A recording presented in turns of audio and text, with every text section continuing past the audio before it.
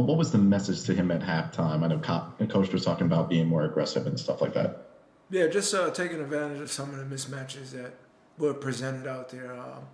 They have a versatile group defensively, but there's certain times where he can use his speed and his power out there to really back his way in and get to the cup. So I thought he just did a great job of that in the third quarter of using that aggressiveness and getting in the paint, making the right plays, right kick out plays, finishing as well. So I thought he did a great job of that tonight. Thanks, T. Steve McMenamin.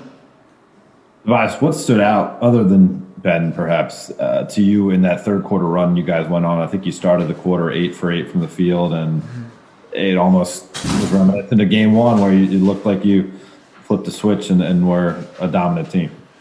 Well, really, we got stops, and that was the biggest thing for us. We were able to get stops and then push the ball up the floor and really get into transition. All year long, it's no surprise. Transition has been our best offense, and we know as a team where our defense goes, that's where our offense rises to that level as well. So when we're locked in defensively, getting stops, all connected as one group out there, we're even tougher offensive team because of our speed and size. So that's really the thing that stood out the most in that third quarter.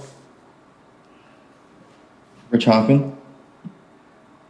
Hey, Tobias, probably the one negative of the night was that Danny got injured, and I saw that he was in a boot on the sidelines. What was he like? Was he still in good spirits, or was he not in a good mood? No, he's always going to be in good spirits. That's just Danny. But we're hoping for the best for him, and that he'll be all right, and that he can get some treatment, some rest as well, and be ready whenever he is ready. So we'll just play it by ear, really. And Furk got to start the second half. He had a big game. I guess just in general, who steps up if Danny's out for a little bit?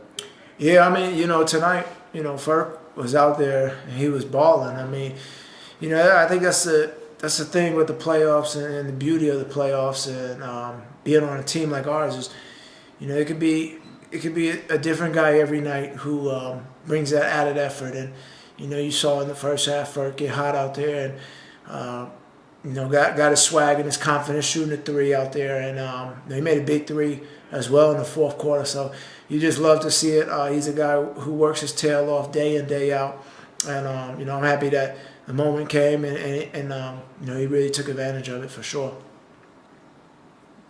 And we're going to go to one more question, and we will wrap things up with Vincent Goodwill.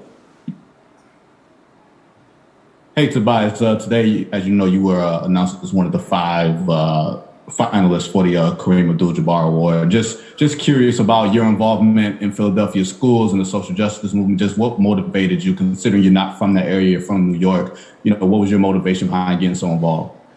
Oh yeah, thank you. It's a huge honor to be selected in that group with all those guys as well. And for me, obviously education for our youth has been a huge focal point that I like to get involved in.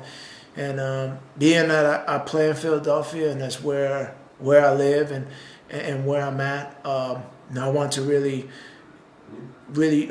get down to the roots of the school system and find out a way that I can make an impact and help the kids out in the Philadelphia area. So education has always been a huge focal point for me and the things that I do in terms of philanthropy.